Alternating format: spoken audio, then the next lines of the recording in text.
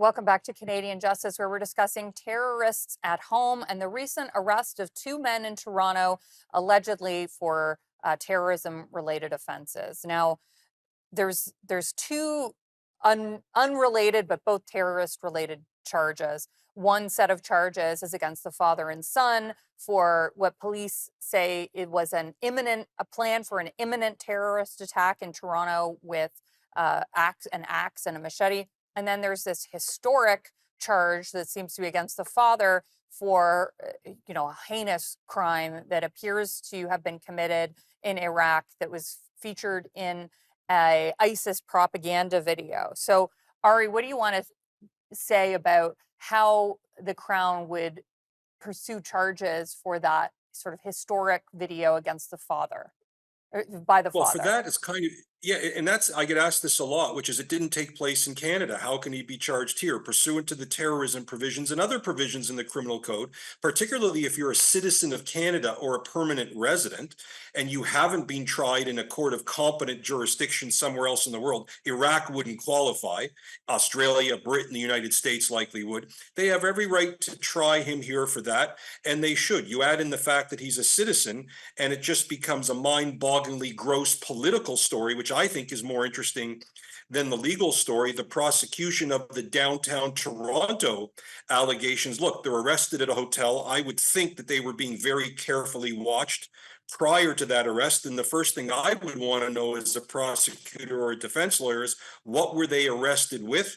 And there's probably a lot more evidence, wiretaps following that kind of surveillance, but time will tell and that'll play out in the court. Yeah, so one of the things that you've mentioned here, and it's really troubling to me, and I think really troubling to a lot of people, is that this man, LDD Sr., seems to have immigrated to Canada and obtained citizenship following this 2015 video being published, this video of the dismemberment of an ISIS-held prisoner. So I think what a lot of people are asking is, how did that happen? How did, like, an active person who seems to have been involved in terrorism get to Canada and then get approved for citizenship? And what types of guardrails are even in place to protect us from importing terrorists from other countries?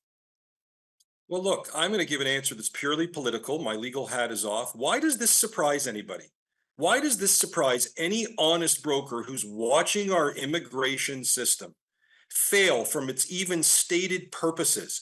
The Canadians are waking up to this. Now, while Pierre Poilievre is a very brave politician, even he treats this as the third rail, where he can talk about the carbon tax till the cows come home. But when you talk about immigration, you're going to get called a certain name. It usually ends in phobia. If anybody thinks that this father and son are unicorns or outliers, I mean, just yesterday at the top of the headlines, there's a Vancouver pro-Hamas leader who literally celebrates October 7th and the murder, rape, and beheading of Jews. Openly, Canadian.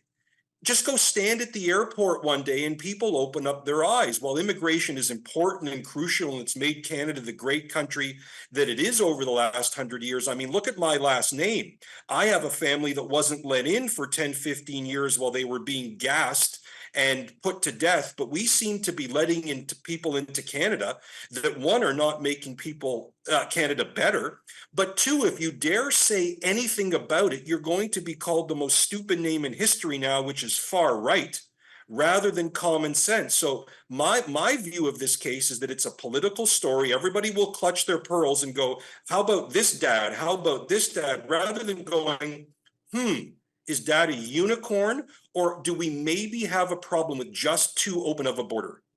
Yeah, I'm curious, because we're talking about two separate issues today. One is the importation of this terrorist ideology, and the bringing in of people who have clearly seemed to have a very troubling history. And then there's also the radicalization at home. But I think more broadly, I'm interested in how often it is that we're actually seeing terrorist-related charges being laid. You say this is being treated like a unicorn, but is it rare to see a terrorism-related charge? I know we're low on time. Two things. Terrorism charges are rare. That's a good thing. But I think they could be much more. There are limited police resources. There are limited wiretaps. Police seem to every night be investigating 10 shootings on the streets of my city. Police resources are only so great. The greatest danger that I see happening here, and this is my point in 5 seconds, is the chilling effect on speech. We just saw it in England this week on a different issue. The more people fear talking about what they're seeing, the more we're going to see more of this. Ari, thank you so much for coming on.